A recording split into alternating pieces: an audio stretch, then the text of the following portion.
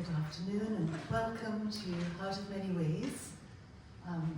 It's wonderful to see you all here after the week of ice and snow. We were kind of keeping our fingers crossed that we would all actually be able to make it. So I just would like to say a few words about Heart of Many Ways for anyone who perhaps hasn't been here before. We're actually a spiritual collaborative, and we have a number of different programs going on downstairs. If anybody would like a tour of the building, I'd be happy to give you one at the end of this. Also just want to make sure everybody knows where the bathrooms are. If you do happen to need to use the bathroom, the way to get there is back out the door, around the side of the building, down the steps at the side, and in through that door. And then the women's is straight ahead and the men's is to the right.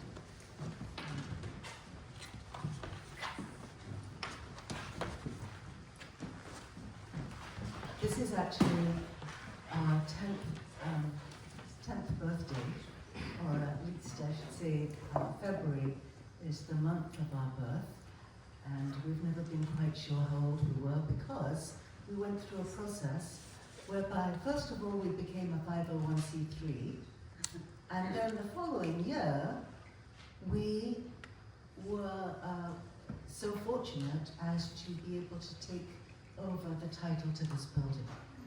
And this building is very special because it was built by the Christian scientists in 1914, and they started using it in 1915. And so for 100 years, there was a tremendous focus here on music and healing. Those two things. I say music because they actually changed the ceiling in here to be more acoustically appealing. And the healing vibration is something that we hope to continue. We have so far, during the past 10 years, had quite a focus on healing, and even now with the music, we are finding that there is a real interest in healing with sound. And so there are quite a few people coming in here and offering sound baths, and also exploring music as a force for healing and well-being. And we hope that there will be more of that. Right now we have a weekly program every Tuesday from noon to 1 with music to uplift, and we brought that in during COVID, and we find that there is still really a need for us all to have a little time out and to focus on our own well-being and upliftment. So if you know of musicians who like to do that kind of thing, you can put them in touch with us. If you know of spiritual groups that are looking for a place to gather, you can put them in touch with us. And I would just say that we feel very, very fortunate in all those musicians who have found their way here, and all the different program providers who are using this building. And I just have been so delighted with the solo programs that Emily has brought here on Tuesdays during the past year. And I think that you're in for a real treat just now. She is not only a pianist, but also a composer, and she's put together and directed today's program. So now I'm just going to introduce you to Danny Watson, who is going to be the narrator for today. So enjoy.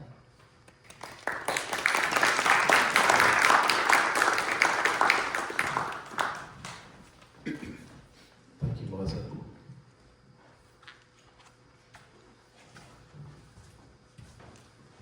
Today, you are invited on a journey to the past. Hop into my time machine and let's buzz backward through the ages until we arrive at the year 1855. Our location is still right here on the Ozark hillside, but there's no heart of many ways and there's no mountain street. The forest is wild and sparsely populated, and just a few dirt roads winding their way through the trees. The territory has recently been taken from the Osage earlier in the century, and the new state of Arkansas is prosperous thanks to the cotton farms in the Delta. But few have found it worth venturing north into these steep, overgrown hills.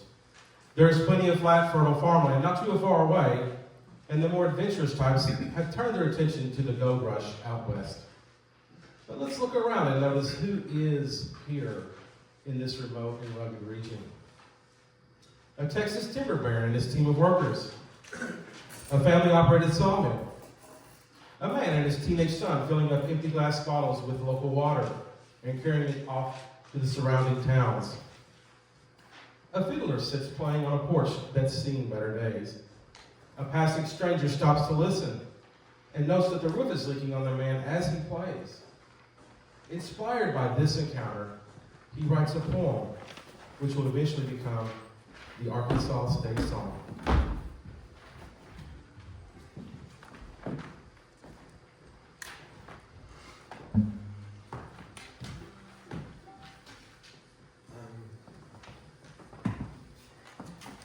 have to tell you, as I was walking out the door, my wife said, "What with this get up and all? Are you making fun of the Harkeys?" And I said, "No, it's all in the spirit of good fun."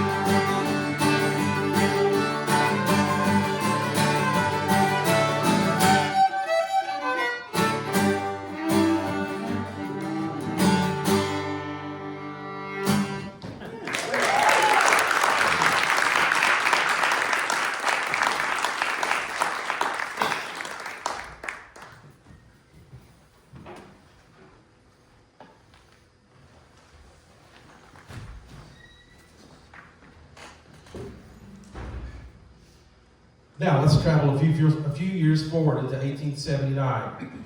Eureka Springs has just been incorporated as a town.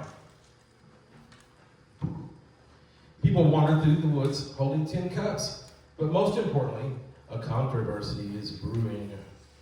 A wandering cow has been claimed by both an Arkansas doctor and a Missouri farmer, and it's got the townsfolk tittering. A local squire summons a jury to determine once and for all, for whom does this cow truly belong?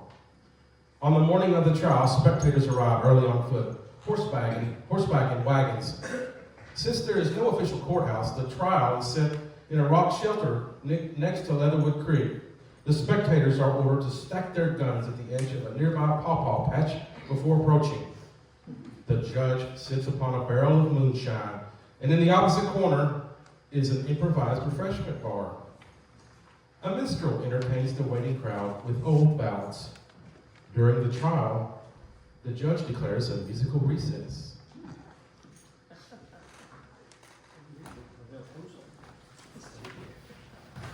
I guess this is my cue. Oh.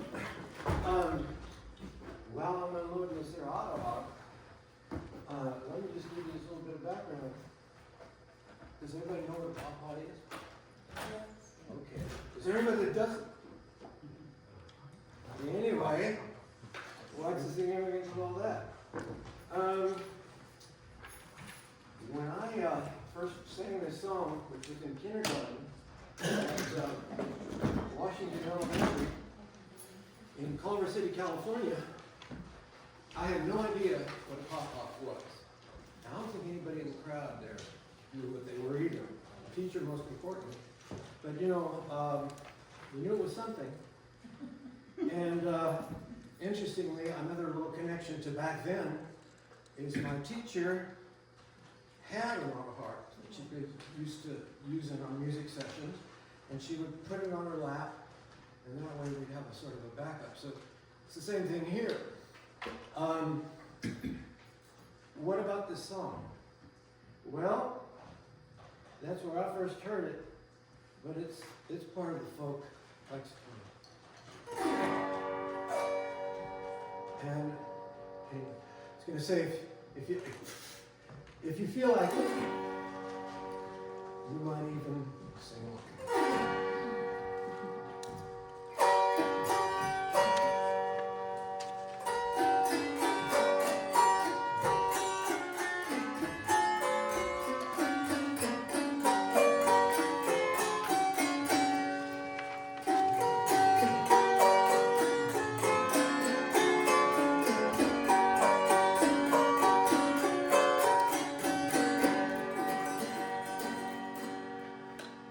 Oh, where is poor little Susie? Where, oh, where is dear little Susie? Where, oh, where is dear little Susie? Well, yonder in the pawpaw patch.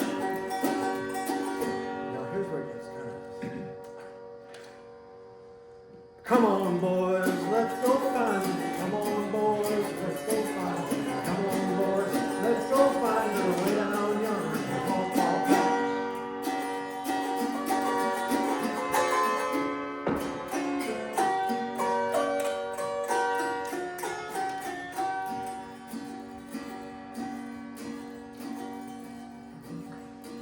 You know, I think they've changed the words over the years. Because back when I learned it in Culver City, California, it was picking up pawpaws, putting them in a basket. But now, it's picking up pawpaws, putting them in your pocket. Now, if anybody's ever gathered pawpaws, what would be wrong with doing that? Well, that's the big question. I think it was a literary guy because pocket goes with P and you've got this whole string of alliteration, right? Put them in your pocket. So here we go. Picking up pawpaws, put them in your pocket. Picking up pawpaws, put them in your pocket. Picking up pawpaws, put them in your pocket. Way down yonder in the pawpaw patch. Picking up pawpaws, put them in your pocket. Picking up pawpaws, put them in your pocket. Picking up pawpaws, put them in your pocket. Way down yonder in the pawpaw patch. Thank you.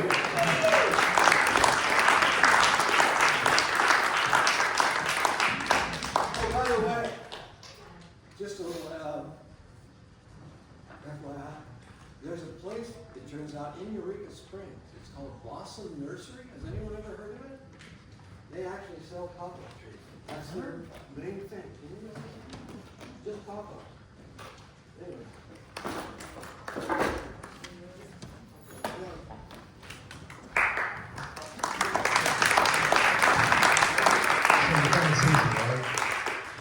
Susie at the pawpaw patch? Did you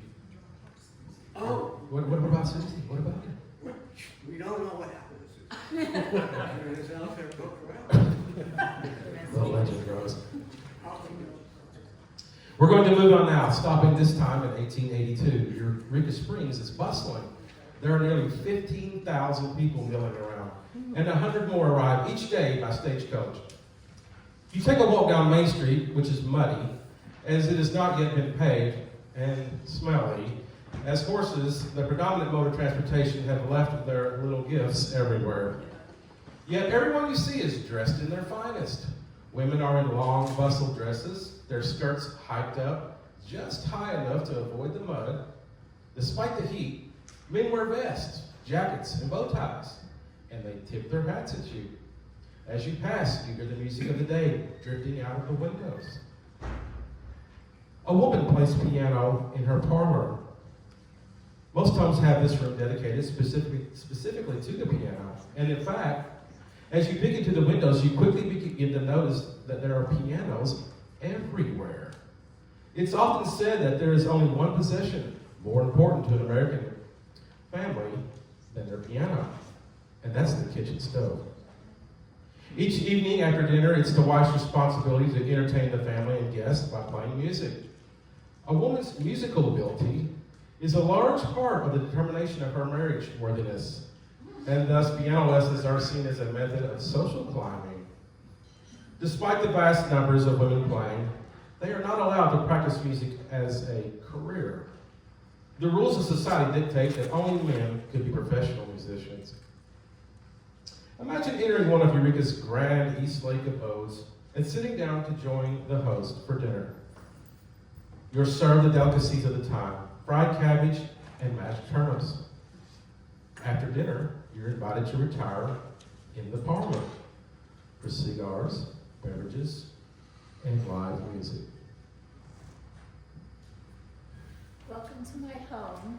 I will be playing April by Tchaikovsky.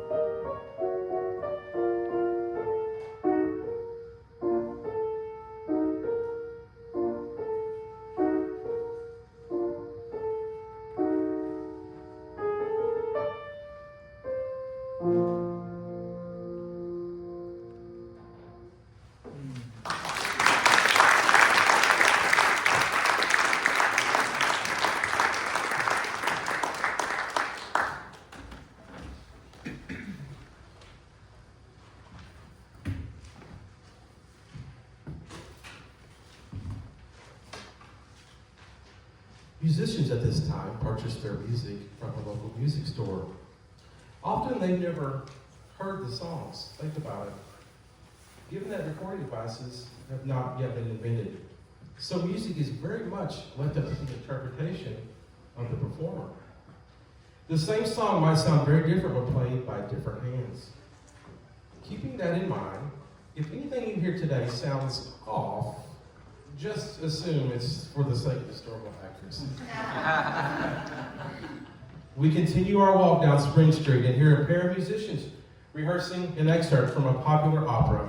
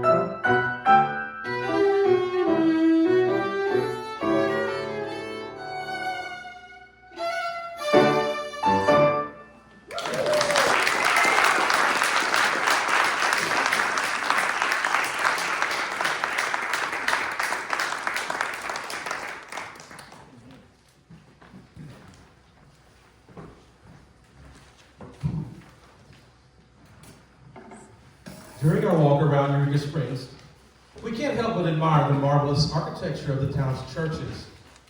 We hear the bells tolling for the commencement of service, and then moments later, a thunderous vibration echoes forth.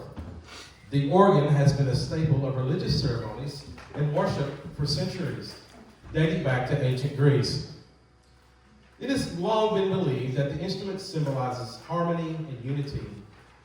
Individual keys and pipes joined together to create a much larger and more meaningful sound than they could ever do alone, just as our community here has done and continues to do.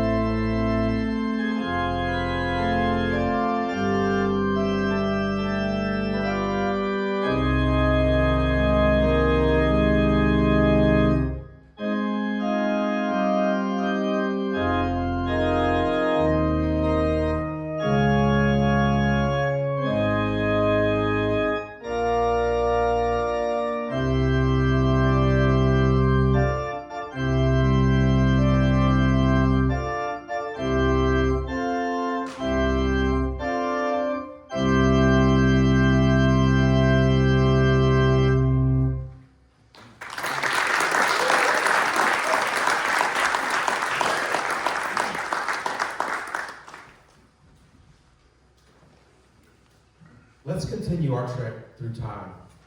Moving down to the mid-1890s, the music of the time is emotional, lush, and dramatic. Romantic composers like Liszt and Rachmaninoff are taking the world by storm. They are celebrity rock stars known for breaking pianos on stage and attacking throngs of screaming female fans. Attracting. Eureka Springs is a young mountain queen, the epitome of elegance. There is now a railroad station, an opera house, a sparkling new hotel towering above the city, the Crescent. Elite clientele travel from near and far to visit this castle in the wilderness. It serves the finest food and employs the finest staff and the finest entertainers.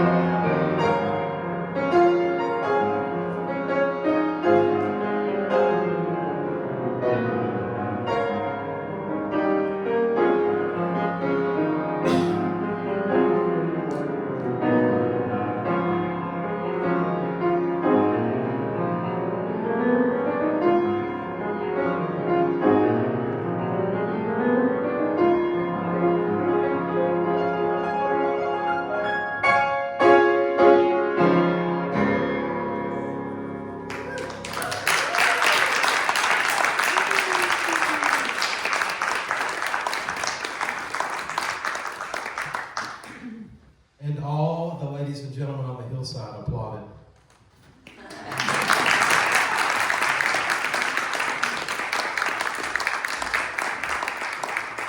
While they're applauding, the common folk down the hill are also putting their hands together for some musical acts.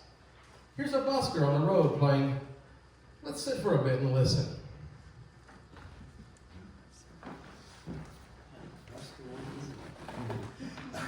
Well, this is about moonshine.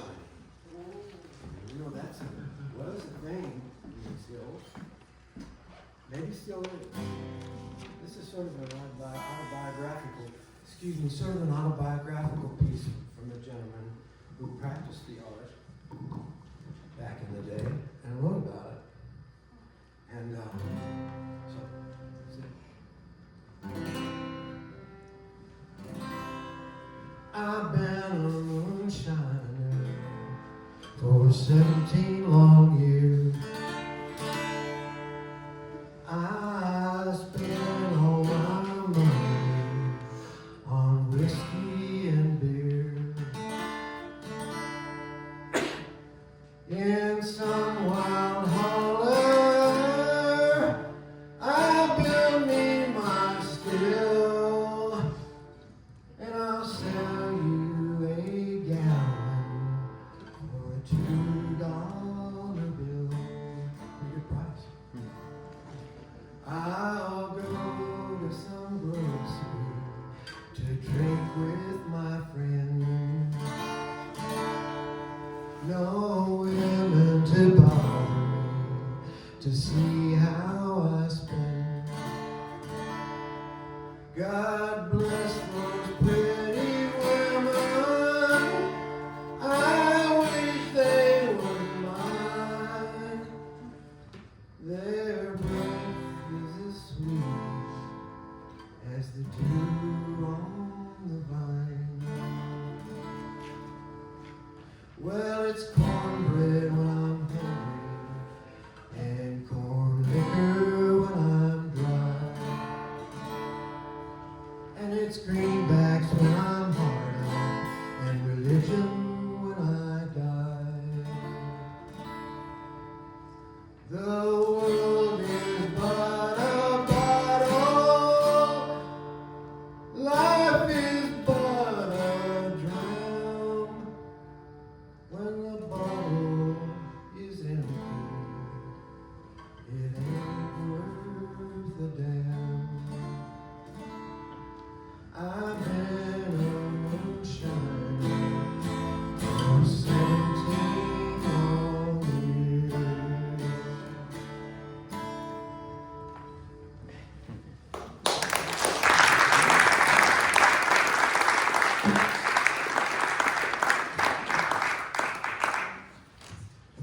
I'm getting thirsty. Is the glass getting thirsty? Let's head down to the saloon, shall we? Here, a lively piano player is working the crowds. Little do they know that he will change the course of music history. Anyone know what I'm talking about? Yeah? Yeah. Scott Joplin hails from Texarkana. He's thriving as an itinerant musician despite the rough environment of the post-Civil War South. He has invented an exciting new musical style, and he performs it in brothels and saloons across the Ozarks. People cannot get enough of this fun and catchy rhythm. Joplin made his big break at the Chicago World's Fair in 1893. Black musicians were not allowed to play on the main stage in any official capacity, but he and his band circled the event playing at bars and clubs. He was offered a publishing deal from a printing house in Sedalia, Missouri. I butchered that, I'm sorry. Sedalia, Missouri. It's the real guy. Sedalia, the first time. Sorry about that. Which cemented his place as the most famous Ozarks musician there has ever been. After we listen to Joplin, we're going to take a quick 10-minute intermission.